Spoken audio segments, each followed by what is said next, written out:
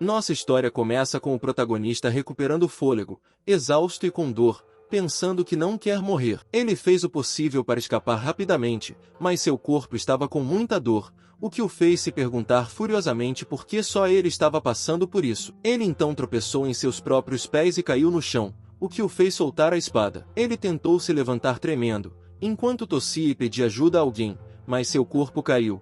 E Takemichi Oshiro, um desafiante de nível inferior, deitou-se no chão, chorando desesperadamente e implorando para que alguém o ajudasse. Ele então se aproximou dele, e era o demônio de Elite. Ele se levantou trêmulo para encarar o demônio de Elite, imaginando como ele era infeliz por ser atormentado e desprezado. Em seguida, perguntou furiosamente se aquilo era divertido e se eles estavam satisfeitos agora. Em seguida, ergueu a espada e gritou que nunca desistiria, mesmo que todos rissem dele ou que aquele mundo maldito o abandonasse. Ele então correu em direção ao demônio de Elite enquanto gritava que não tinha escolha a não ser avançar. Mas o demônio de Elite apenas o arranhou com suas garras afiadas antes mesmo que ele pudesse atacá-lo. Ele estava em lágrimas e se sentia ferido. Ele estava no chão enquanto o demônio de Elite reunia seu poder na palma da mão. Ele tentou se arrastar para longe do demônio de Elite que o mirava. O demônio de Elite olhou para ele e o atacou com seu poder, mas o demônio de Elite errou por 1 centímetro. Quando percebeu que o impacto afetou o chão, ele sabia que era ruim. De repente, o chão se despedaçou e ele ergueu a mão para o demônio de Elite, jurando que definitivamente se tornaria um forte desafiante. Ele então cai no choro, gritando a plenos pulmões, e o sistema o informa que ele morreu. Torre Mágica, uma estrutura enigmática além da compreensão humana, era o termo comumente conhecido para masmorras semelhantes a torres que apareciam repentinamente em todo o mundo. O interior é como um mundo saído diretamente de um jogo, com espadas, habilidades mágicas e monstros. As pedras mágicas e os tesouros que dormem na torre mágica são negociados a preços altos, e aqueles que buscam tesouros são chamados de desafiadores. No entanto, desafiar a Torre Mágica trazia um risco de vida. Apesar de ser como um jogo, a morte na Torre Mágica significa a morte na realidade. E Oshiro, que havia morrido, abriu os olhos lentamente e percebeu que havia morrido novamente. Ele deu um tapa no rosto, sabendo que não era assim que as coisas deveriam acontecer, enquanto o sistema lhe mostrava que sua morte havia sido confirmada e que sua habilidade de renascimento infinito havia sido ativada. Mas o tempo restante era de 10 segundos. O renascimento infinito significa que não importa quantas vezes eles morram na Torre Mágica, essa era uma habilidade que poderia trazê-los de volta à vida. Mas ele estava irritado, percebendo que havia sido enganado. Depois de se formar no ensino médio, ele viveu uma vida cheia de empregos de meio período. No entanto, quando a Torre Mágica apareceu, ele acreditou que sua vida poderia mudar se ele se tornasse um desafiante. Cada dia se tornava uma luta para obter pedras mágicas e tesouros. Para vencer a competição, ele tentou adquirir uma habilidade rara que ninguém mais tinha. Quem vendia o Infinite Revival era o comerciante na entrada da Torre Mágica. Ele retirou todas as suas economias e até se endividou para comprá-la, obtendo um corpo que não morre. No entanto, como penalidade de morte, ele aplica um debuff permanente de 500 def. Com o Infinite Revival, cada vez que ele volta à vida, suas habilidades são reduzidas e ele já morreu 4 vezes até agora. Na primeira vez em que morreu, sua def foi reduzida em 50, embora seu valor de estatística original fosse de apenas 53, o que o levou à beira da morte com um único golpe anteriormente. Na segunda vez, foi uma redução de 70 de ataque. Na terceira vez, foi uma redução de 250 de HP. O efeito negativo recebido é aleatório a cada vez, e, dessa vez, sua agilidade foi reduzida em 60. Ele riu, sabendo que, se continuasse a ser rejeitado, só lhe restaria um ponto. Na Torre Mágica, a estrutura do corpo muda com base em suas estatísticas. Se a agilidade diminuir, o corpo se tornará mais pesado e, por fim, ele não conseguirá se mover. Quando isso acontecer, ele não poderá continuar como desafiante. Ele acabou sobrecarregado com dívidas e preso a uma habilidade completamente inútil. O sistema lhe mostrou que ele seria revivido, portanto deveria se preparar, mas estava ficando frustrado. Ele então acordou e se viu no chão destruído, perguntando-se se havia voltado à vida. Ele se sente e percebe que seu corpo está pesado, pensando que isso provavelmente se deve ao fato de sua agilidade ter se tornado uma só. Ele sabe que, com isso, até mesmo se movimentar será difícil para ele. Em seguida, olha ao redor, perguntando-se onde fica esse lugar e se estava certo de ter caído em um andar inferior. Ele sentiu algo ao seu redor, o que o fez se perguntar que atmosfera era aquela, pois nunca tinha ouvido falar de um lugar assim nos níveis inferiores. Ele então notou algo brilhando à sua frente e ficou chocado ao ver que era uma pedra de habilidade, e era dourada, o que significa que era ultra rara. Ele sabe que ela pode ser vendida por um preço alto e que talvez seja possível pagar a dívida que ele assumiu. Ele tentou se levantar, sabendo que era a única coisa que estava determinado a trazer de volta com ele, não importava o que acontecesse, e caminhou lentamente até ela, percebendo que não havia monstros lá, o que o fez pensar que seria fácil vencer. Mas, então, ele pisou em ladrilhos e a parede abriu muitos buracos. De repente, ela atirou facas que o atingiram em todas as partes do corpo, inclusive no olho, fazendo-o gritar de dor e morrer pela 5ª vez. Seu renascimento infinito foi ativado e, como pena de morte, foi aplicado um debuff permanente de 65 de força. Ele reviveu novamente e percebeu que o local era uma armadilha. Cerrando os dentes, ele declarou que um nível como esse não deveria sequer pensar que poderia detê-lo. No entanto,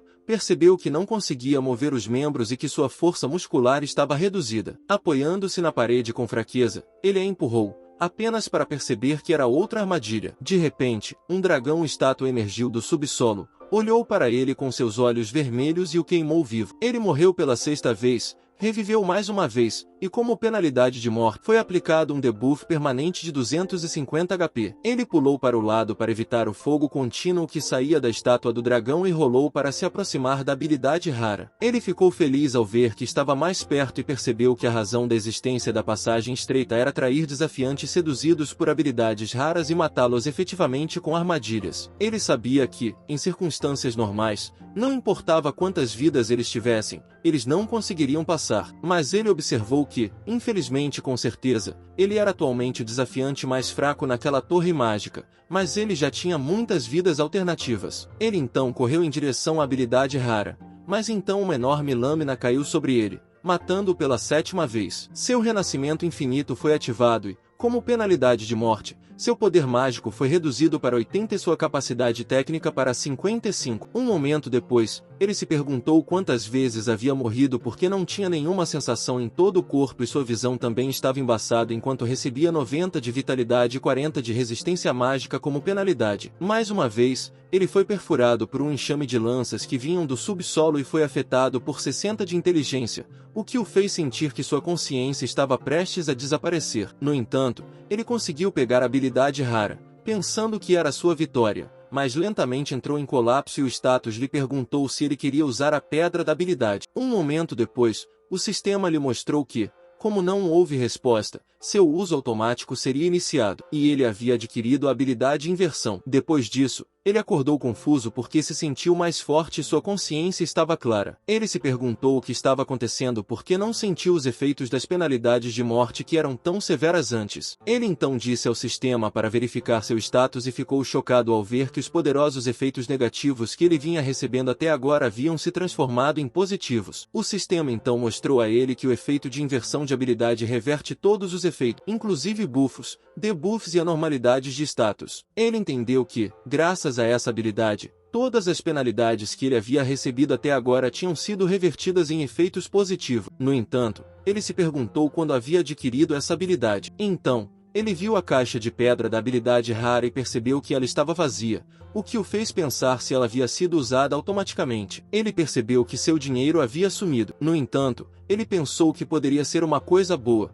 porque todas as penalidades do renascimento infinito são revertidas pela inversão. Ele ficará mais forte toda vez que morrer. Com esse poder, como desafiante, ele agora pode chegar ao topo e mais uma vez jura que, aconteça o que acontecer, ele se tornará o desafiante mais forte, ganhará uma fortuna e adquirirá fama. Em seguida, olhou para trás e viu o caminho com seu sangue espalhado por toda parte, imaginando-se, para voltar para casa, teria de ir por ali. Ele sabe que a armadilha da morte instantânea voltou ao seu estado pré-ativado, o que o faz pensar se ela será ativada novamente quando ele se aproximar e se isso significa que ele será morto novamente por todas essas armadilhas da morte instantânea. Ele entra em pânico e grita que não tem como fazer isso porque, mesmo que tenha sido revivido, ainda assim é extremamente doloroso e, se ele morresse muitas vezes seguidas, com certeza ficaria louco. Ele se arrepia ao se lembrar da dor pela qual passou, mas sabe que suas estatísticas atuais agora são o dobro das originais, graças à sua habilidade de inversão,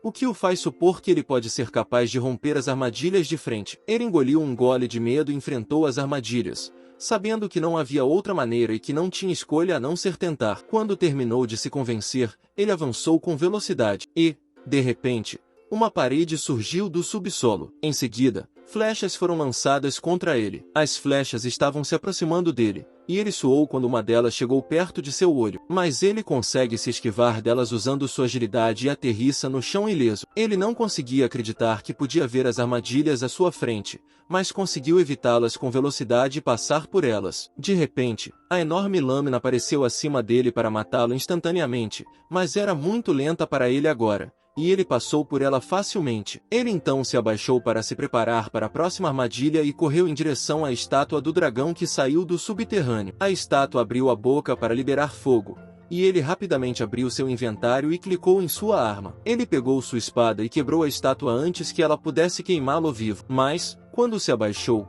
pisou acidentalmente no ladrilho da armadilha e um enxame de facas foi lançado em sua direção. Esperando calmamente que eles se aproximassem, ele girou a espada, bloqueando cada uma das facas que vinham em sua direção. Finalmente, ele suspirou aliviado quando passou por todas as armadilhas. Ele estava convencido de que a combinação de reavivamento infinito, que lhe dava uma penalidade de morte cada vez que era ativada, e inversão poderia de fato torná-lo o desafiante mais forte. Olhando para cima, ele percebeu a altura do buraco pelo qual havia caído antes. Ele sabia que, se ainda fosse seu eu anterior, seria impossível subir de volta dali. Então, ele se posicionou e pulou, movendo-se apressadamente para o lado do buraco para subir e finalmente conseguiu chegar ao andar onde o demônio de Elite residia. Ele viu o demônio de Elite parado no chão e pediu desculpas por tê-lo feito esperar. Ele então se deitou no chão, e o demônio de Elite se aproximou dele. Ele tentou cortar o demônio com a espada, mas o demônio simplesmente a bloqueou com a mão nua e o jogou para longe. O demônio de Elite se posicionou,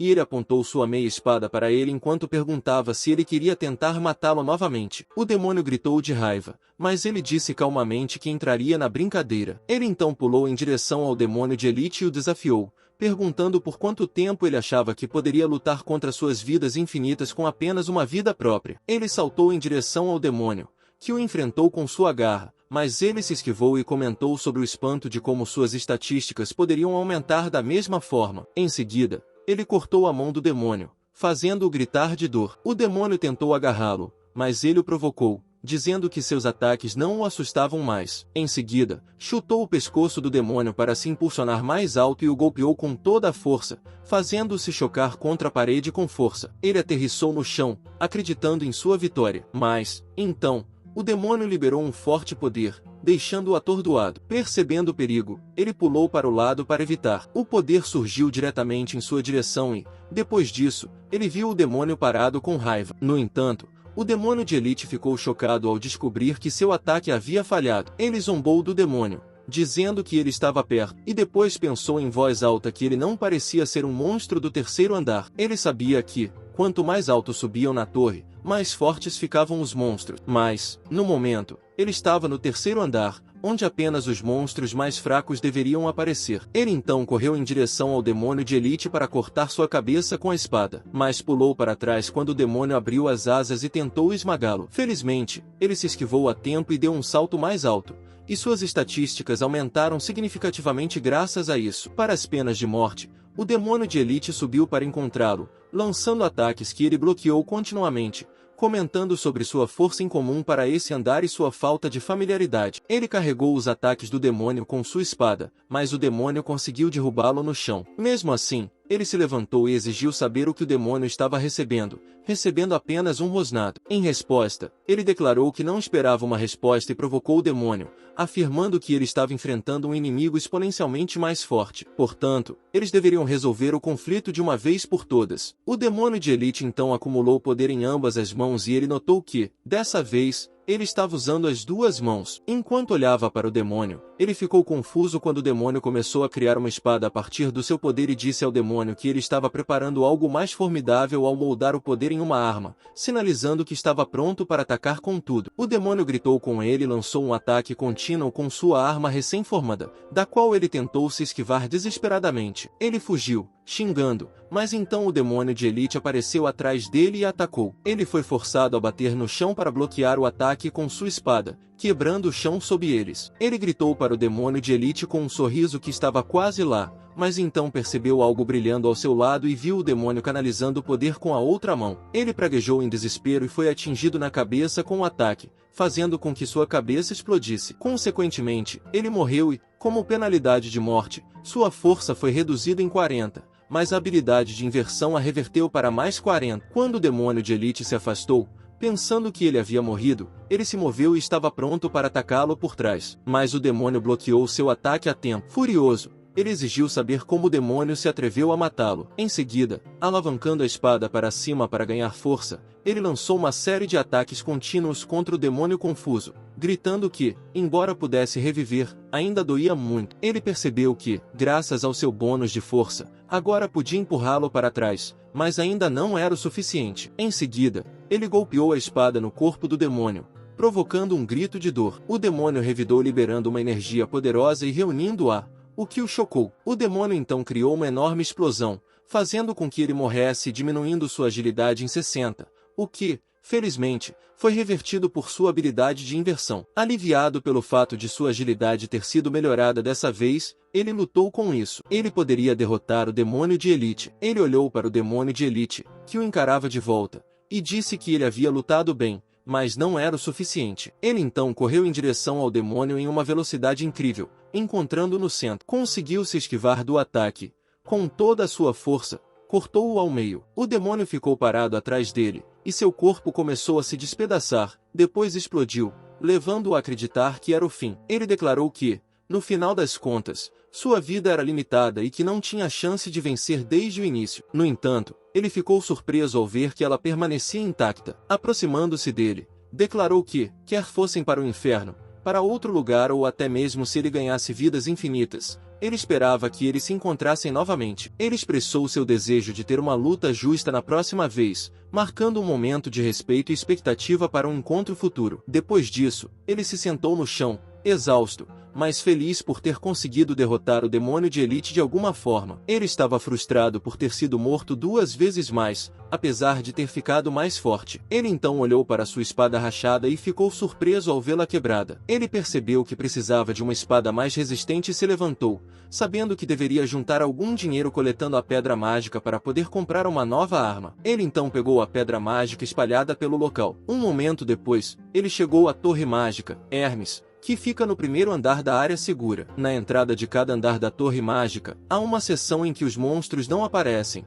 conhecida como área segura, onde os aventureiros podem descansar. Além disso, ao explorar a Torre Mágica, eles podem obter equipamentos e itens. Além disso, muitas vezes há barracas na área segura onde eles podem comprar e vender esses itens. Depois de comprar uma espada de prata, ele pensou que ela não se quebraria facilmente, mas ficou desanimado porque o preço era alto e a maioria das pedras que ele havia coletado anteriormente já havia quase desaparecido. No entanto, ele se convenceu de que valia a pena, pois iria subir de nível a partir dali. Enquanto estava ocupado pensando na espada como um investimento inicial, ele ouviu pessoas sussurrando atrás dele. Ele olhou para trás e viu os desafiantes rindo e sussurrando que ele havia sido enganado para comprar o renascimento infinito e que tinham pena dele. Ele entendeu que, para eles, ele era apenas um desafiante lamentável a quem venderam uma habilidade sem valor. Irritado, ele disse a todos que, como todos sabiam disso, deveriam tê-lo avisado antes que ele fosse enganado. No entanto, ele sabe que o Infinite Revival pode ser considerado lixo para outros desafiantes, mas para ele, que obteve a habilidade Inversion, era sem dúvida uma habilidade de nível divino. Ele sorriu, pensando que essa era uma habilidade que só ele poderia dominar, e se perguntou se ela parecia legal. De repente, ouviu alguém gritar bem alto, o que o fez olhar para trás em pânico, e viu um homem rechonchudo com seus lacaios perguntando arrogantemente se ele não havia dito que desafiaria a sala do chefe intermediário no 5º andar. Chão. O homem rechonchudo então se apresentou como Dominador, Nagishi, deixando frustrado quando percebeu de quem se tratava. Dominador é um título dado àqueles que desafiam a sala do chefe no topo da Torre Mágica, e a Torre Mágica desaparece quando o chefe no último andar é derrotado. Aqueles que derrotam o chefe podem obter equipamentos poderosos exclusivos, e ele sabe que os dominadores geralmente são respeitados pelos desafiantes comuns. No entanto, Nagishi é um tanto arrogante, mas fica surpreso ao ver a pessoa discutindo com Nagishi. A senhora pergunta com raiva a Nagishi se ela estava certa de que ele era apenas uma pessoa que desafiou uma torre mágica de nível baixo e grita para Nagishi que qualquer um poderia fazer o mesmo. Shuri Machiuri, que está no nível 13, tentou impedir Sekiyama, que estava no nível 15 e lhe disse que lutar não era uma boa ideia. No entanto, Mana disse a Yuri para soltá-la, argumentando que eles haviam encontrado a sala do chefe intermediário primeiro. Mana também questionou Yuri se estava realmente tudo bem deixar aquele falso dominador roubar suas recompensas por limpar a masmorra. Yuri respondeu que as recompensas por limpar a sala do chefe intermediário eram tentadoras, mas que os perigos eram muitos e que deixar isso para Nagishi e os outros poderia ser uma boa ideia. Isso fez com que Mana ficasse em silêncio. Nagishi, em tom de brincadeira, disse a Mana que parecia que a conversa estava encerrada, o que irritou Mana. Nagishi, então, orgulhosamente lhes disse que elas, como garotinhas, deveriam ficar quietas e observar, gabando-se de que o equipamento exclusivo concedido a ele como dominador, o Aegis Mimesis, poderia bloquear qualquer ataque. Nagishi e seus subordinados provocaram as meninas com risadas, mas então alguém chamou Yuri e Mana por trás. Elas viram que era ele, mas Nagishi passou pelas moças e ficou olhando para ele. Nagishi sorriu de forma provocante e gritou que era ninguém menos que Takamichi. Nagishi então lhe disse que dizem que ele foi enganado por aquele comerciante duvidoso para comprar uma habilidade sem valor e lhe perguntou se era patético ser o único a ser explorado. No entanto, ele manteve o silêncio em seu interior. Ele então sugeriu às senhoras que dessem o chefe intermediário para Nagishi e os outros, o que chocou Mana e a levou a perguntar por que ele concordou. Ele disse a Mana para se acalmar e explicou que, depois disso, os três desafiariam a sala do chefe no topo com uma velocidade que nem mesmo Nagishi e os outros conseguiriam acompanhar. Yuri perguntou o que ele estava dizendo, e ele explicou que não estava apenas dizendo coisas aleatórias, mas que tinha um plano adequado para vencer. Nagishi ficou furioso ao ouvir suas palavras e o chamou de Motherfood com raiva, mas ele apenas olhou para trás e viu Nagishi lançando um ataque contra ele enquanto gritava para que ele não dissesse que estava sofrendo bullying. No entanto, ele se esquivou facilmente dos ataques de Nagishi. Ele então deu uma rasteira em Nai, deixando Nai confuso. Nai então caiu no chão. Os subordinados de Nagishi correram até ele e perguntaram se ele estava bem, enquanto Nai estava confuso e perguntou o que havia acabado de acontecer. Nai então viu uma sombra atrás dele e perguntou a Nai por quanto tempo ele continuaria rolando. Ele então disse a todos, rindo, que já que estavam todos ali, ele queria ver a grande habilidade do dominador Nagishi em desafiar o chefe intermediário. Ele então se virou e perguntou se deveriam ir. Um momento depois, eles chegaram a Magic Tower, Hermes, no quarto andar. Mana o chamou por trás, e com um tom de preocupação, perguntou se era seguro seguir Nagishi. Ela explicou que sua preocupação se devia ao fato de que, como ele sabe, Nagishi não é tão forte. Yuri entrou na conversa, compartilhando suas preocupações também, ressaltando que os monstros que eles encontraram até agora eram muito fortes. Se eles se envolverem em uma luta, isso pode significar o fim deles. No entanto, ele os tranquilizou dizendo que tudo ficaria bem. Mana e Yuri, desafiantes que ele conheceu na Torre Mágica, sabem muito bem que Mana está no nível 15 e Yuri no nível 13, enquanto ele, no nível 8, é comparativamente mais fraco. Naturalmente, a preocupação deles era compreensível. No entanto, ele sabia que seu eu atual, independentemente de seu nível, havia aumentado significativamente em status. Portanto, se eles entrassem em uma luta, ele estava confiante de que poderia derrotar todos eles. Nagishi, então, o chamou de forma provocativa, dizendo que não havia problema em observar como eles derrotariam o chefe intermediário, mas que ele estaria sozinho contra os inimigos menores. Ele não conseguia acreditar que Nagishi estava sendo arrogante novamente, especialmente porque ele parecia um pouco assustado antes. Ele imaginou que Nagishi havia conseguido se recompor. De repente, o chão tremeu e eles ouviram um som alto de rosnado. Um monstro então apareceu atrás de Nagishi e atacou, mas, felizmente, Nagishi bloqueou o ataque com seu escudo a tempo. Nagishi tentou atacar o monstro, mas ele pulou a tempo e aterrissou a uma certa distância de Nagishi. O Homem-Lagarto então se levantou e rosnou com raiva para eles. Nagishi, destemido, sorriu, pensando que seria fácil lidar com um único Homem-Lagarto. No entanto, ele avisou Nagishi para esperar, sentindo que algo estava errado. De repente, um enxame de olhos surgiu de cima deles e os Homens-Lagarto saltaram, cercando-os. Nagishi gritou confuso, perguntando-se por que havia tantos Homens-Lagarto. Então, um monstro de cor diferente emergiu da escuridão e caminhou em direção a eles. Enquanto os Homens-Lagarto se curvavam diante dele, era o Comandante Lagarto, uma espécie superior de homem-lagarto, comandando o enxame. O comandante lagarto apontou sua arma para eles, e os homens-lagarto saltaram para atacá-los. Inicialmente surpreso, ele sorriu animado. Mana diz que elas devem protegê-lo, ao que Yuri concorda. As duas moças então se posicionam atrás e na frente dele para protegê-lo. Ele grita, assegurando que está tudo bem e que ele também pode lutar. Mas Mana insiste que ele pode lutar. Ele responde aos gritos, assegurando-lhes que está tudo bem e que ele também pode lutar. Mas Mana insiste para que ele não haja com firmeza em uma situação como essa. Ele olha para Mana, confuso, e ela explica que esses oponentes estão completamente fora de seu alcance, o que o deixa frustrado. Yuri então o chama, expressando preocupação com o perigo, e o aconselha a recuar. Enquanto Mana, Yuri e os homens estavam lutando ao seu redor, ele tentou convencê-los de que também podia lutar, estendendo a mão para eles. Mas ele parou, percebendo que todos o consideravam apenas um risco, e se perguntou sobre a sensação inquietante que estava sentindo. Por outro lado, Nagishi estava ocupado atacando os homens lagarto quando o comandante dos lagartos correu para a frente dele e tentou decapitá-lo. Felizmente, Nagishi bloqueou o ataque a tempo, mas foi jogado para longe. Felizmente, Nagishi bloqueou o ataque a tempo, mas, em vez disso, foi jogado para longe. Nagishi conseguiu aterrissar em segurança, mas ativou acidentalmente um ladrilho que era uma armadilha. De repente, o piso embaixo dele desabou e ele caiu, xingando. As senhoras chamaram seu nome com preocupação, mas ele questionou por que era ele que estava caindo e não Nagishi. Ele sabe que a Torre Mágica Hermes,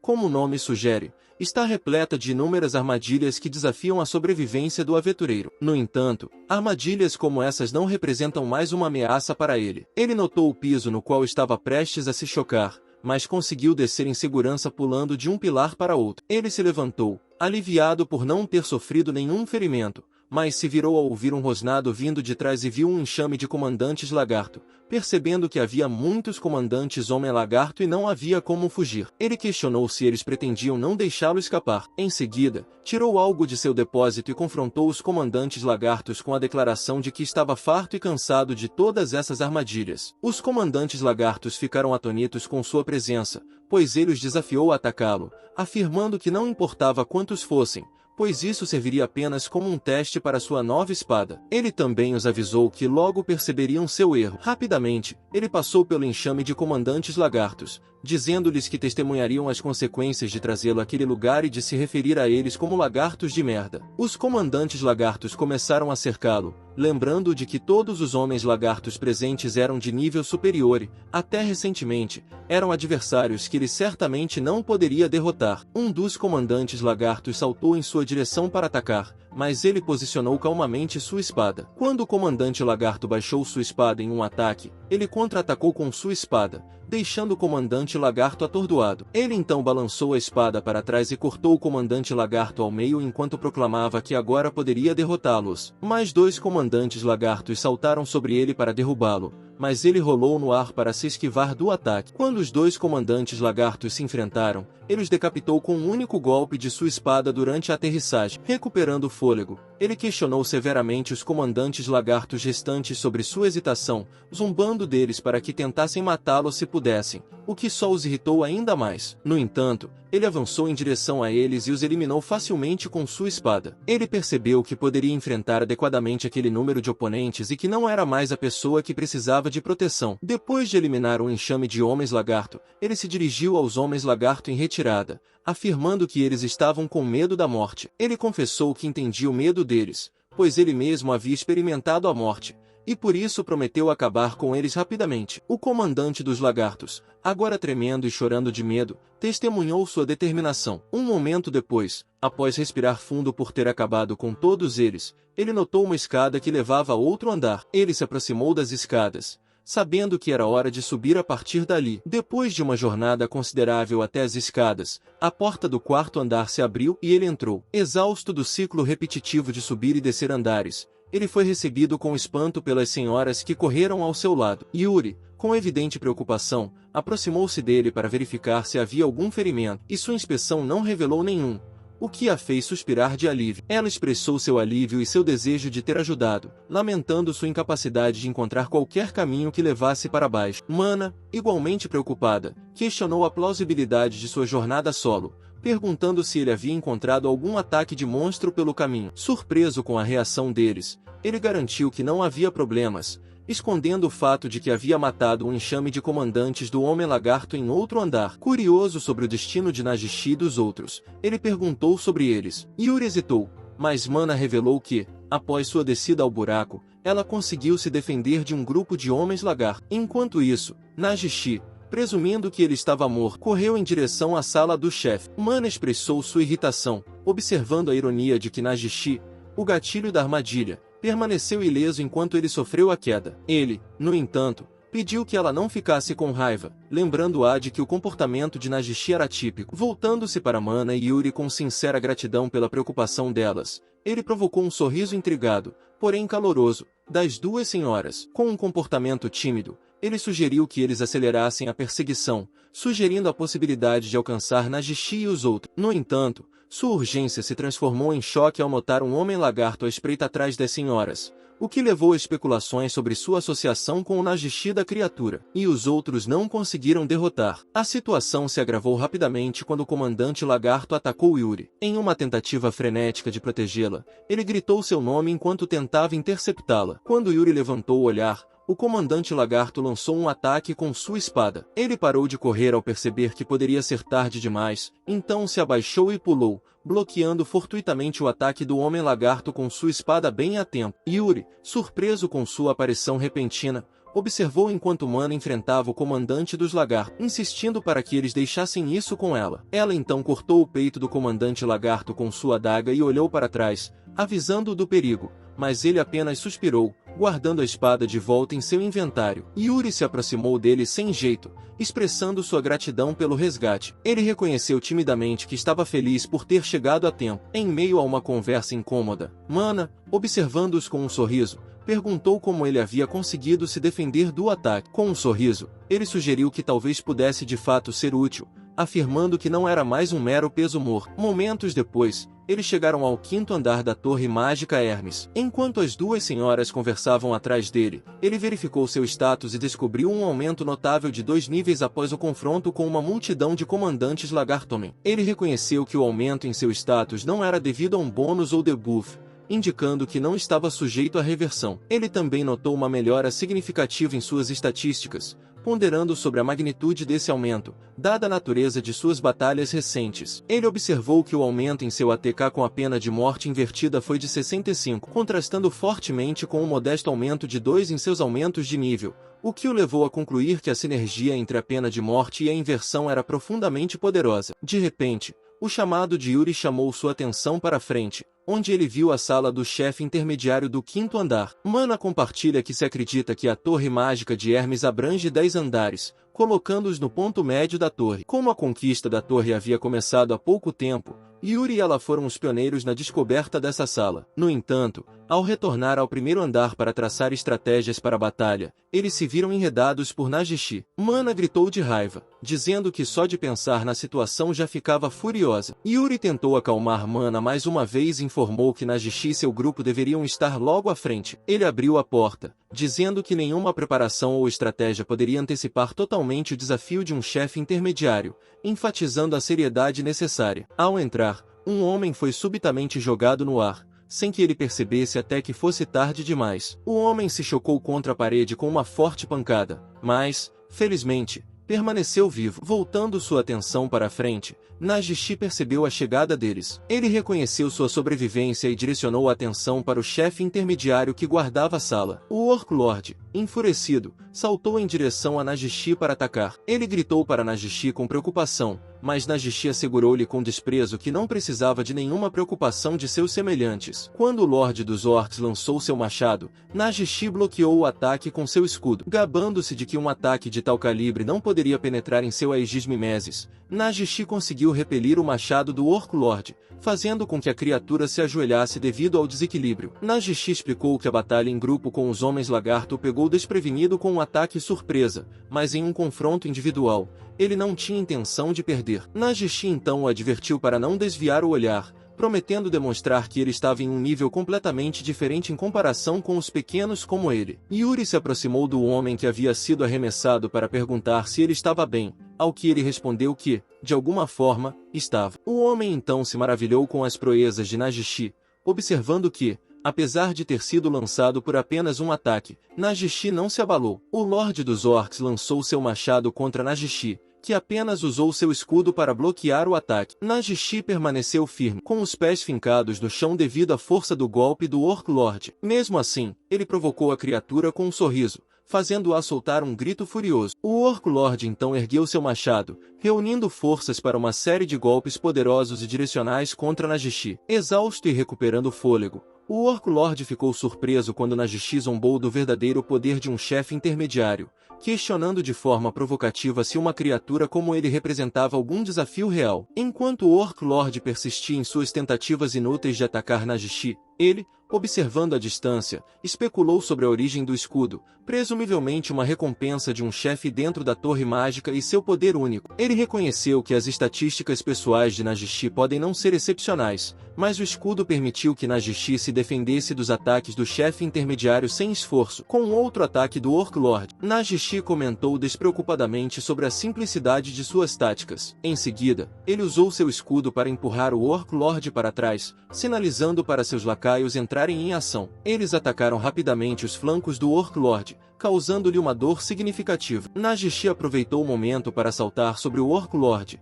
repreendendo-o por sua vulnerabilidade e golpeando sua cabeça com força com seu escudo. O Senhor dos Orcs, dominado pela dor, caiu derrotado. Nagishi então se virou, perguntando de forma zombeteira como o espetáculo foi recebido. Com orgulho, acreditando a vitória ao verdadeiro poder de um desafiante, ele sorriu, reconhecendo a vantagem significativa conferida pelo equipamento exclusivo. Nagishi, encantado com o reconhecimento, riu da sugestão de que eles, como desafiantes menores, poderiam ter conseguido derrotar um chefe intermediário, pedindo que mostrassem gratidão a ele, o grande Nagishi. Naquele momento, outro homem apontou com urgência para algo atrás de Nagishi, pedindo que ele olhasse para a visão surpreendente. Nagishi se virou e ficou chocado com a presença de um enorme baú de tesouro. Nagishi, tomado pela empolgação, correu para o baú do tesouro, proclamando a certeza de encontrar um item super raro dentro dele. Abraçando o baú, ele declarou que era superior até mesmo àquele que continha o Aegis Mimesis, mas então Yoshiro,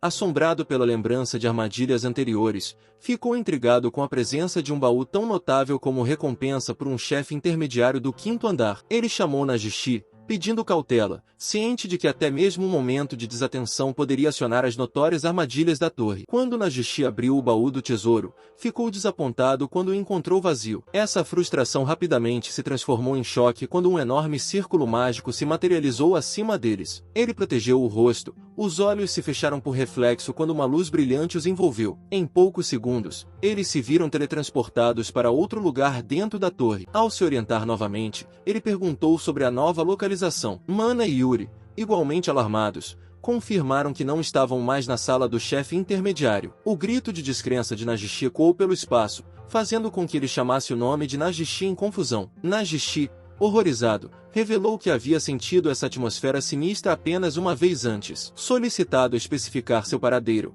Nagishi revelou que eles estavam no último andar da Torre Mágica, enquanto um círculo de poder mágico roxo se formava na frente deles. Um homem de estatura imponente apareceu sentado em um trono, sinalizando para todos, como Nagishi apontou, que eles haviam entrado inadvertidamente na sala do chefe. O chefe então abre os olhos e solta um grito, fazendo com que a sala trema incontrolavelmente. Ele não conseguia acreditar que estavam de fato na sala do chefe, mas então um pop-up do sistema apareceu na frente deles, avisando que eles estavam na Magic Tower Hermes, no último andar, e que o teletransporte forçado para a sala do chefe estava confirmado. Ao ler a mensagem do sistema, ele percebeu que o chefe à frente deles era o mestre da Torre Mágica, o Imperador Ogro. De repente, o Imperador correu em direção a eles, aparecendo acima em uma velocidade incrível. Ele balançou sua espada, quebrando o chão no processo, mas, felizmente, todos se esquivaram a tempo. Ele percebeu que o Imperador Ogro estava em um nível diferente de qualquer inimigo que ele havia enfrentado antes,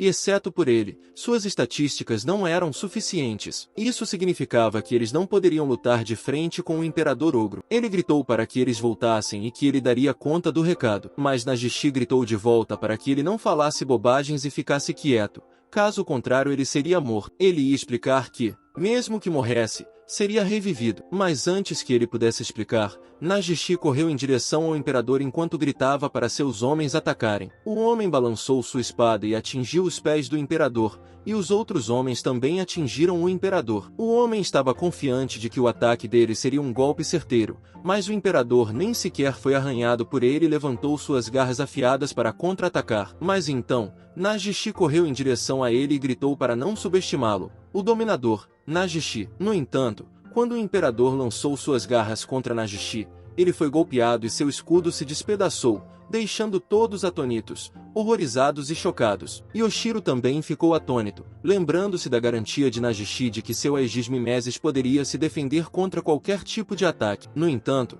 o sistema exibiu uma mensagem para todos afirmando que, devido a estatísticas insuficientes, a habilidade Aegis Mimesis não pôde ser ativada. Isso fez com que ele ficasse olhando incrédulo para o Nagishi sem vida no chão, refletindo sobre a mensagem do sistema. O homem correu para Nagishi preocupado, mas Yoshiro pediu que eles saíssem dali. Confuso, ele hesitou, mas já era tarde demais. O imperador o cortou com um golpe rápido de sua espada, matando-o instantaneamente. Ele apertou a mão trêmula e mordeu o lábio com raiva, enfrentando o imperador ogro com determinação. Enquanto o imperador avançava em direção a eles, Mana e Yuri, paralisados de horror, insistiam para que fugissem. Mana olhou para a porta, gritando que eles ainda podiam correr, mas ficou chocada ao descobrir que a porta estava selada com magia, bloqueando a fuga deles. Yuri, com lágrimas escorrendo pelo rosto de medo, perguntou se eles também morreriam ali. Quando o imperador puxou sua espada para trás, reunindo forças para outro golpe, ele a apontou para Yuri, que estava petrificada demais para se mover. Aceitando seu destino,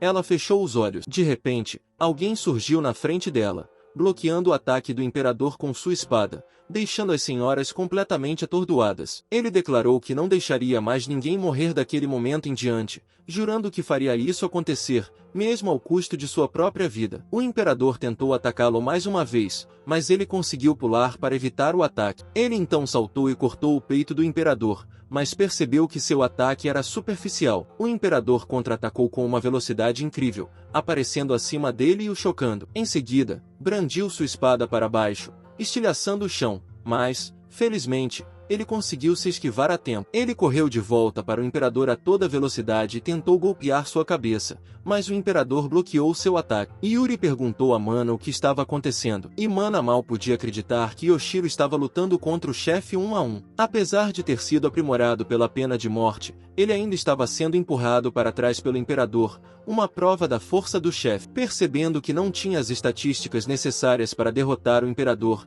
ele decidiu se concentrar em esgotar a resistência do imperador primeiro. Ele provocou o imperador, declarando que o mataria depois de morrer algumas vezes. Depois de uma rápida corrida, eles se envolveram em uma feroz batalha corpo a corpo, durante a qual Yoshiro conseguiu golpear a cabeça do imperador repetidamente, provocando sua raiva. O imperador retaliou e Yoshiro, reconhecendo seu limite, permitiu que o imperador o matasse com suas garras. Antes de seu corpo atingir o chão, ele viu Yuri, atônito e horrorizado, gritar quando o sistema anunciou sua morte. Como penalidade de morte, foi aplicado um debuff permanente de 55 de agilidade, o que, devido à sua habilidade de inversão, tornou-se um bônus de mais 55 de agilidade. Ele tranquilizou Yuri, dizendo-lhe que estava tudo bem porque ele continuaria a reviver até que o imperador fosse derrotado. Lana mencionou o renascimento infinito, mas Yuri apontou que usá-lo desencadeava efeitos negativos significativos, deixando-os imaginando como ele ainda podia lutar. Depois de ser morto pelo imperador novamente,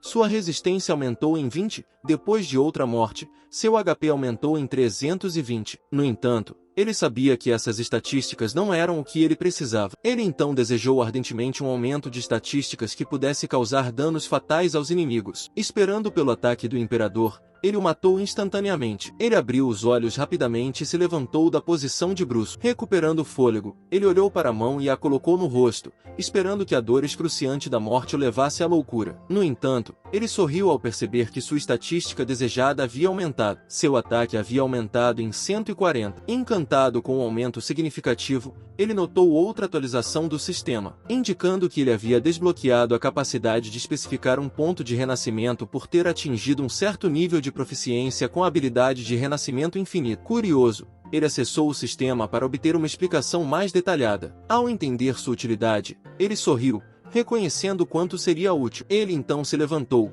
pronto para ser revivido mais uma vez. Ele voltou à vida e se preparou para a próxima fase da batalha. Enquanto estava sendo gerado, ele supõe que o novo recurso provavelmente serve para evitar que ele fique preso. Se ele não conseguisse renascer em outro lugar que não fosse exatamente onde havia morrido, haveria um grande número de casos em que ele simplesmente morreria novamente. Mas, se ele pudesse escolher o ponto de renascimento, poderia escapar de um loop de morte. Ele então caminha para o lado do imperador, sabendo que, se estivesse no campo de batalha, assim como ele, poderia ser usado para chegar ao ponto cego de seu oponente. Ele para trás das costas do imperador, abaixa-se pronto para ser revivido e pula atrás do imperador enquanto grita que, desta vez, é sua vez de matar o imperador. Ele então atinge o imperador com sua espada por trás, fazendo-o gritar de dor. Mana grita incrédula com o fato de ele ter se movido para trás em apenas um momento, deixando-o confuso e se perguntando se era isso que parecia para eles. O imperador então olhou para trás e brandiu a espada contra ele,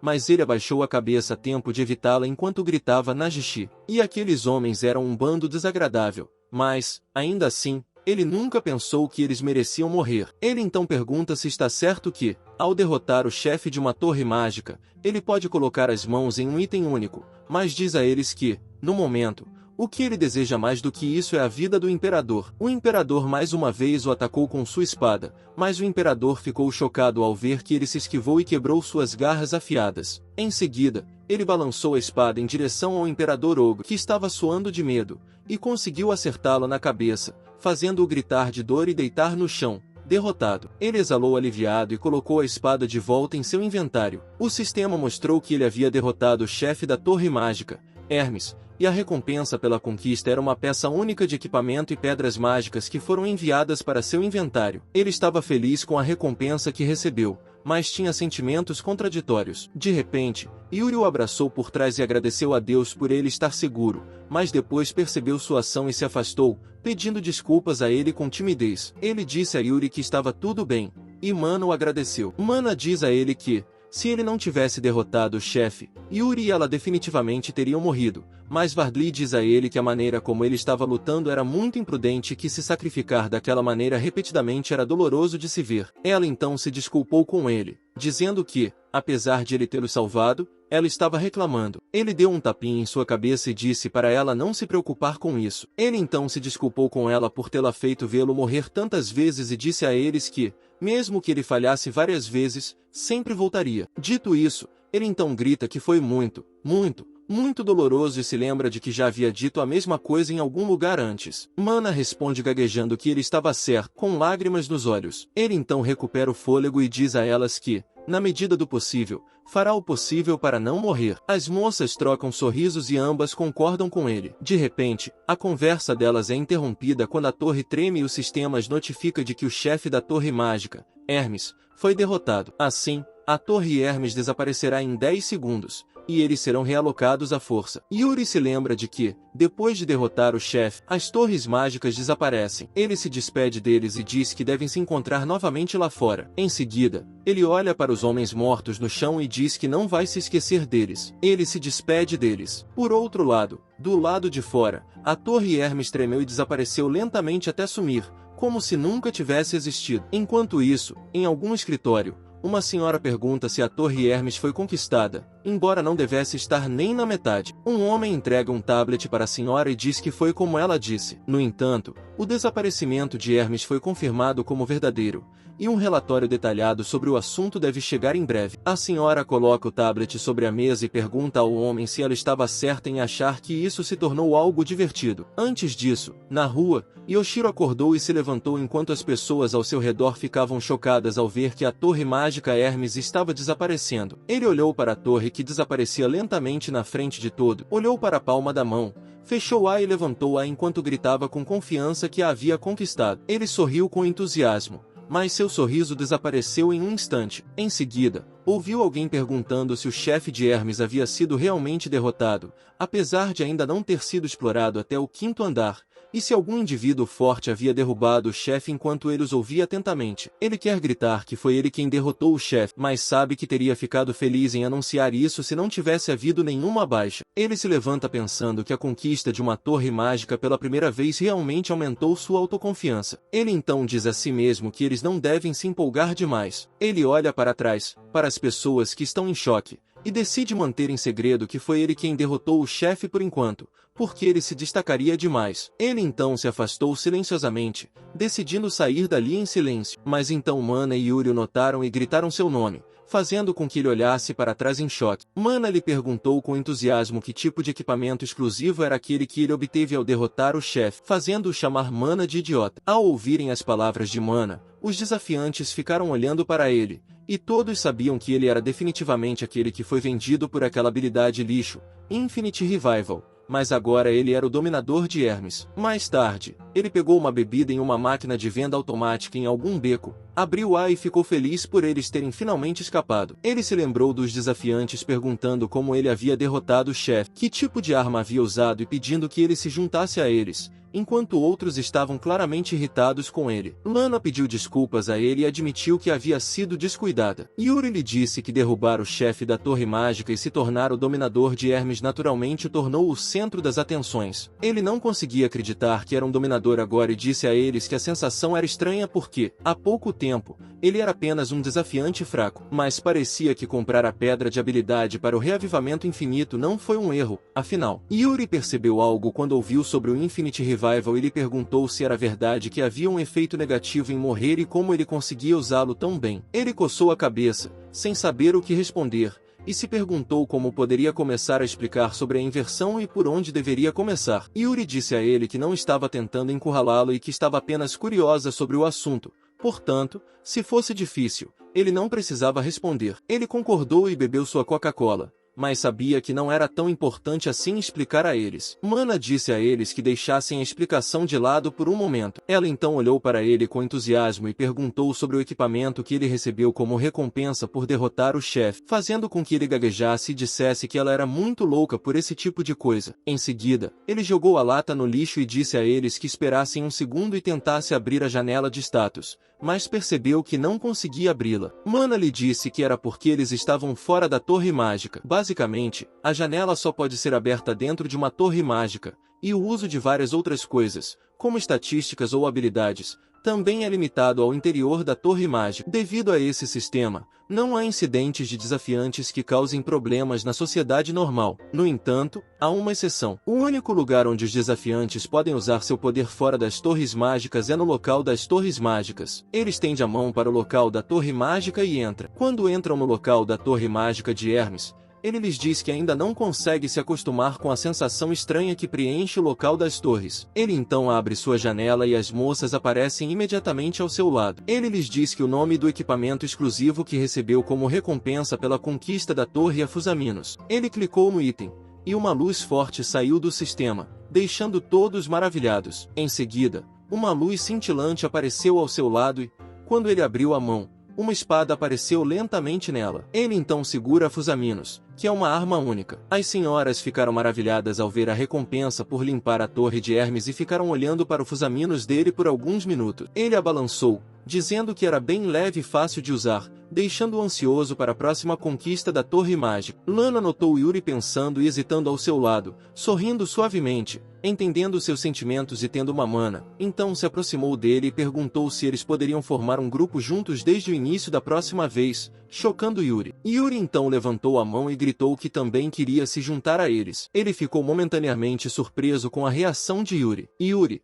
corada, abaixou a mão e perguntou timidamente se poderia se juntar a eles. Ele sorriu e disse que ela certamente poderia, pois, afinal, eles já eram amigos íntimos. As moças se entreolharam felizes e gritaram em uníssono que tinham conseguido. Mana, então, olhou para ele com entusiasmo, inclinou-se e perguntou para qual torre mágica eles deveriam ir em seguida, se deveria ser de uma escala semelhante à de Hermes ou talvez uma torre mágica maior. Ela sugeriu desafiar Zeus, ao que Yuri respondeu que não deveriam. Ele pensou por um momento enquanto as moças discutiam atrás dele. Ele então chamou a atenção deles dizendo que, depois de sair da Hermes, havia um lugar que ele queria visitar imediatamente. Yuri, preocupada, gaguejou e perguntou onde era.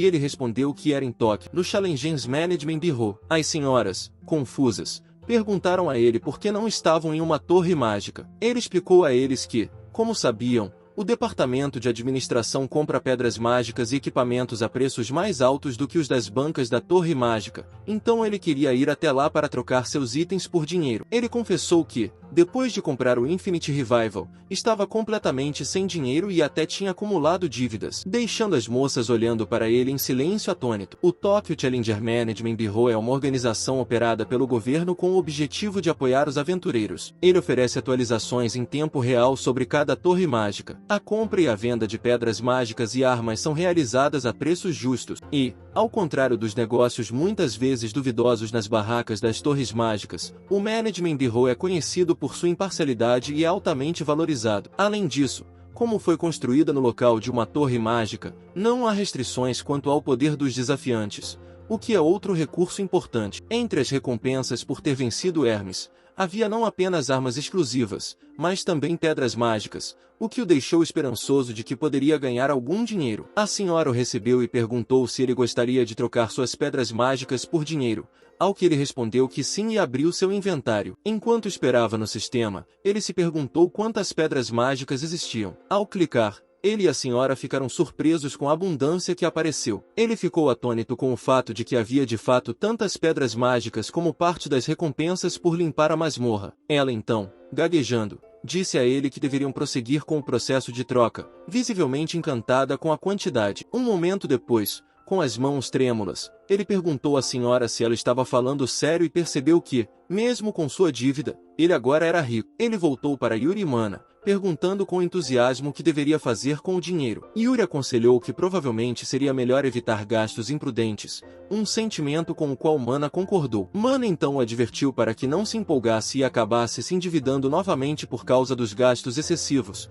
um pensamento que fez com que seu sonho de extravagância desaparecesse, pois ele respondeu que o tinha. De repente, a senhora o viu e disse que o havia encontrado, fazendo com que ele sentisse uma onda de forte poder. Ela se aproximou dele, revelando que tinha ouvido falar de sua chegada ao Management Bureau e que tinha ido procurá-lo. Ela parou na frente dele e, quando ele a encarou, perguntou quem ela era. Ela se apresentou como Raito Fuyun, chefe do escritório de gerenciamento de desafiadores de Tóquio, e perguntou se poderia ter um momento do tempo dele. Em seguida, ela se dirigiu seriamente a ele como o dominador da torre mágica Hermes, Takamichi Yoshiro. Ele notou que o rosto de Fayun lhe era bastante familiar e lembrou-se de que, dentro do departamento de administração que reúne os desafiadores das torres, Fayun é conhecida como um monstro com a reputação de ser o mais forte. Ele imaginou que ela tivesse sido indicada para o departamento de administração depois de conquistar 3 torres mágicas como desafiadora e lembrou que ela até apareceu em anúncios do departamento. O rosto dela era onipresente em toda a cidade,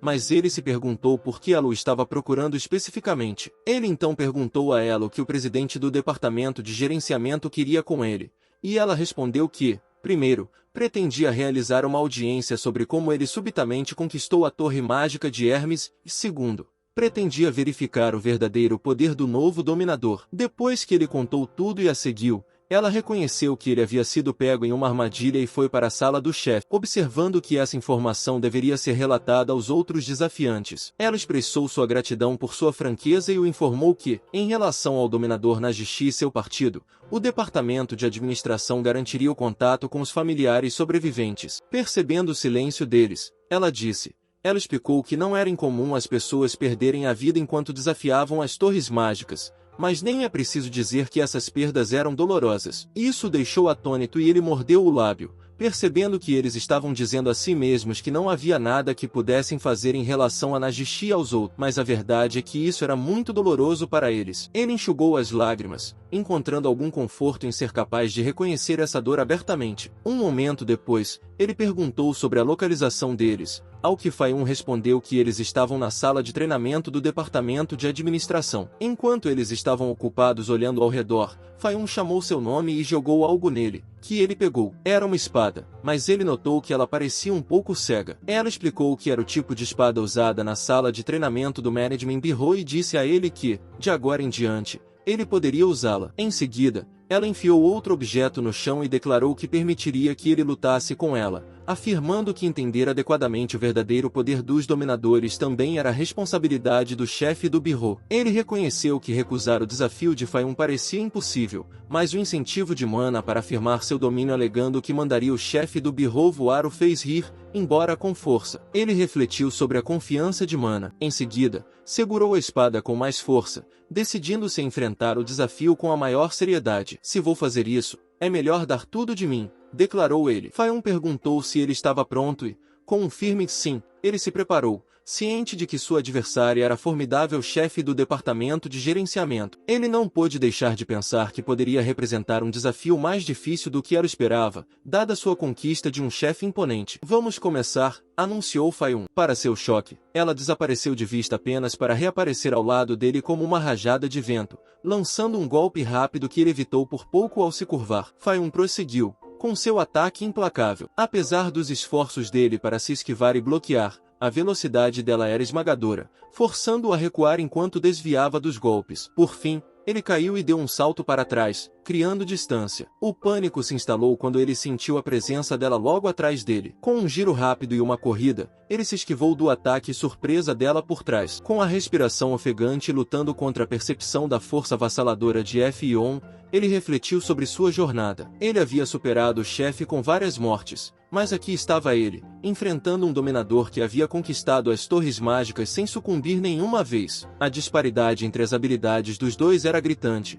mas não era o momento de insistir nas diferenças ou deixar a frustração tomar conta. Se a defesa por si só não for suficiente, vou virar o jogo assumindo o risco de morte do qual os outros se esquivam, pensou ele. Faiun, no meio do ataque, foi surpreendida quando ele anunciou corajosamente o início de sua ofensiva, avançando para encontrá-la no centro da sala. Ela diminuiu a velocidade ao vê-lo e segurou sua espada com firmeza. Quando ele percebeu isso, ergueu a espada para trás para ganhar força e a golpeou contra ela enquanto gritava que estava mais rápido agora. No entanto, ela se esquivou facilmente e se posicionou para um ataque. Ele não podia acreditar e foi jogado para trás pelo ataque dela, rosnando de dor. Ela lhe disse que foi inesperado. Aterrissando no chão, ele respondeu que, contra um monstro ou pessoa normal, ela seria capaz de se esquivar dos ataques do oponente sem problemas. E ele lançou outro ataque contra ela. Ela bloqueou o ataque sem esforço e contra-atacou. Ele evitou o contra-ataque, dizendo-lhe que, se ela não tivesse hesitado, a luta teria sido unilateral. Ela enrolou a espada na mão e o golpeou, mas ele saltou, aterrissando a uma certa distância dela. Ele lhe disse que ela pensou que ele estava indefeso e hesitou por um momento em atacá-lo com a espada. Mas ele não achava que ela estava apenas sendo gentil com ele porque ele estava agindo de uma forma que ela não entendia. Então, ele pensou que a mão dela simplesmente congelou por instinto. No entanto, ele também se arriscou. E o motivo é que ele tem um renascimento infinito. Ele então correu em direção a ela, pedindo desculpas por ter jogado de forma injusta. Ela bloqueou sua espada, e ele explicou que, sem isso, não havia como uma pessoa comum vencer contra ela. Ela o empurrou para longe quando retraiu a espada e se esquivou do ataque dele, lembrando-se de que havia recebido um relatório sobre o Infinite Revival e que Yoshiro poderia retornar da morte infinitamente, avançando sem medo da morte. Ela se aproximou dele, ponderando que a habilidade de Yoshiro era uma habilidade temível. Ela então golpeou Yoshiro com o cabo da espada no rosto, fazendo-o voar, e o avisou que isso não aconteceria uma segunda vez. Ele disse que estava doendo, mas depois a encarou e ela ficou chocada quando ele conseguiu apontar a espada para perto de seu peito. Ele então lhe disse que, em comparação com a morte, o ataque dela não doeu nada. Ela o encarou seriamente por um momento e sorriu. Em seguida, virou-se e disse a ele que agora entendia o poder dele e que reconheceria sua perda desta vez. Mas parou de falar quando ele caiu no chão. Ela se inclinou para perto dele, confusa, e ele, trêmulo, disse-lhe que não se importava com quem ganhasse ou perdesse, mas ele precisava de tratamento médico. Ele então desmaiou e sua alma emergiu do corpo, fazendo com que Yuri e Mana corressem até ele, preocupados. Em pânico, Mana pediu a Yuri que rapidamente empurrasse sua alma de volta, o que Yuri fez em uma tentativa de salvá-lo. Um momento depois, ele acordou e percebeu que quase havia morrido. A Fiúnio lembrou de que ele não havia morrido de fato, o que o fez exclamar para ela que não era esse o ponto. Ele respirou fundo para se acalmar e disse a ela que, como eles haviam brigado, isso deveria ser resolvido, e perguntou se poderia voltar. No entanto, ela respondeu que não, dizendo que eles ainda precisavam ter uma conversa importante. Ele perguntou o que ela queria dizer com isso, e ela explicou que, Como chefe do departamento de gerenciamento, ela havia verificado que o verdadeiro poder dele excedia o de um membro comum. Por isso, ela queria fazer um pedido especial a ele. Eri perguntou sobre a natureza de um pedido especial do chefe do birro. E Man acrescentou que havia rumores de que ele oferecia uma recompensa absolutamente incrível. Fayon informou a ele que a recompensa poderia ser dada em dinheiro, acreditando que seria uma quantia que o satisfaria plenamente. Ele agradeceu a oferta, mas perguntou os detalhes da solicitação. Ela revelou que, há algumas horas, o departamento de gerenciamento havia verificado o surgimento de uma nova torre. No momento, a entrada estava sendo fechada, então ela queria que ele entrasse na torre e reunisse informações sobre ela. Ela explicou ainda que se tratava da investigação preliminar da Torre dos Magos, Perséfone, e que era um pedido que ela só poderia confiar a ele. Ele questionou se isso não era suficiente. Esse é um procedimento padrão para o departamento de administração investigar sempre que uma nova torre mágica aparece e por que ela queria especificamente que ele realizasse essa tarefa. Ela explicou que eles já haviam enviado desafiantes do departamento de administração, 2 grupos de 5, totalizando 10 pessoas, mas nenhum deles havia retornado. Eri, preocupado, perguntou se realmente nenhuma pessoa havia retornado. Mana, incrédula, sugeriu que certamente isso não poderia ser verdade. Fayon admitiu que ela também duvidou inicialmente da notícia, mas teve que aceitá-la como fato quando a equipe de busca que eles enviaram depois encontrou cada um dos desafiantes despachados mortos perto da entrada. Todos pareciam estar tentando desesperadamente escapar, mas parecia que estavam sem energia a apenas um passo da saída. Ele pediu que ela esperasse um pouco, perguntando se ele estava certo ao supor que a área próxima à entrada deveria ser uma zona segura, ao que ela concordou. Ele ressaltou que os monstros não deveriam aparecer em uma área segura e questionou por que eles morreriam ali. Ela respondeu que os corpos dos desafiantes não apresentavam ferimentos causados por ataques de monstros, deixando a causa da morte incerta. Ao receber o relatório, ela apenas solicitou a recuperação de seus corpos. Ao ligar de volta, a busca foi imediata devido às implicações perigosas e à falta de entendimento sobre a causa da morte. Ela então informou que essa era a situação atual na Torre Mágica de Perséfone. Ele suspirou,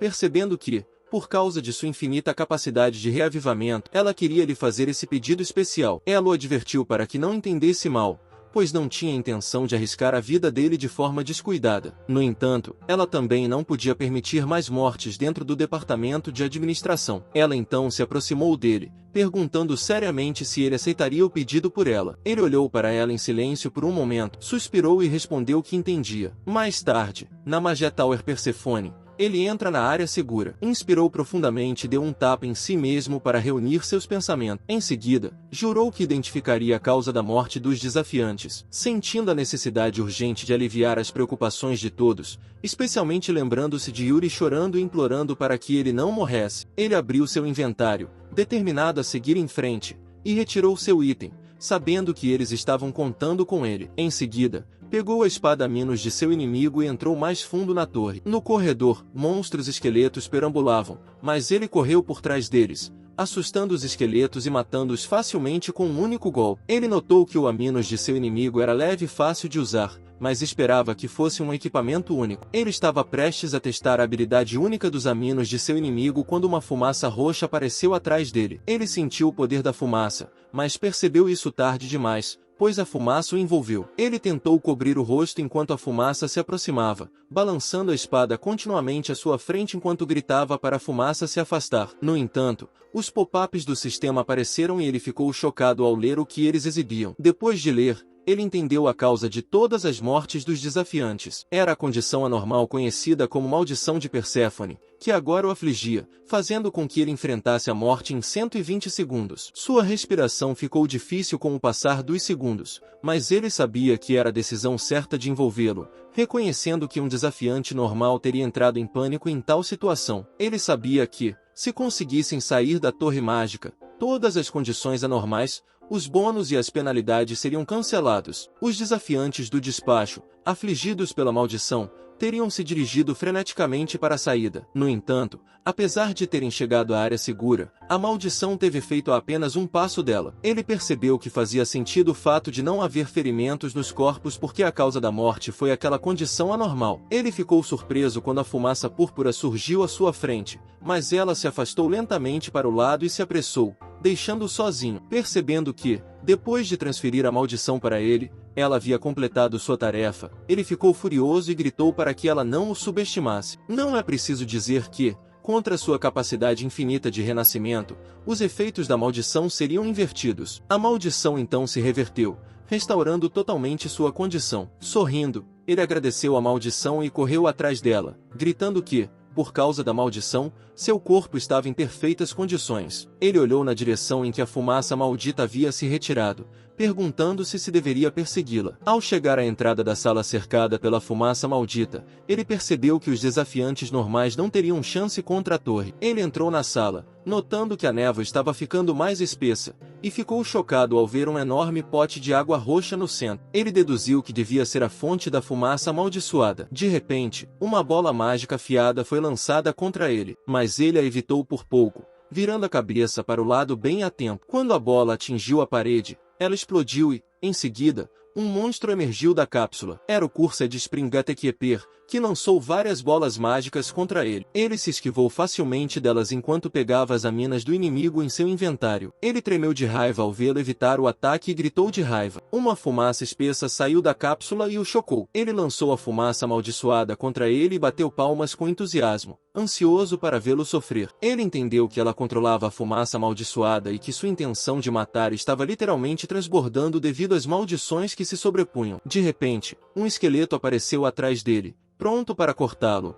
mas ele se virou e cortou o esqueleto ao meio bem a tempo. Ele então notou que o maldito guardião da primavera havia chamado mais monstros. Os esqueletos corriam para ele de todos os lados, e ele se esforçava ao máximo para bloqueá-los e se defender sozinho. Mas um esqueleto encontrou uma abertura e o golpeou por trás. Ele caiu no chão, ferido, e desmaiou em seu próprio sangue. O maldito guardião da fonte riu alegremente ao vê-lo aparentemente morto, mas ele, sorrindo, perguntou-lhe se podia se dar ao luxo de ficar tão relaxado. Então, sua inversão reverteu todas as suas maldições, restaurando totalmente sua condição. Ele então se levantou novamente e eliminou todos os esqueletos em seu caminho com velocidade. Provocou o guardião da fonte maldita perguntando se não estava muito ruim e dizendo que a maldição da torre mágica não passava de um remédio de recuperação da mais alta qualidade para ele. Em seguida, ele cortou o guardião da fonte amaldiçoada em pedaços com as aminas de seu inimigo. Depois disso, ele ouviu a água na cápsula mudar e, quando olhou para baixo,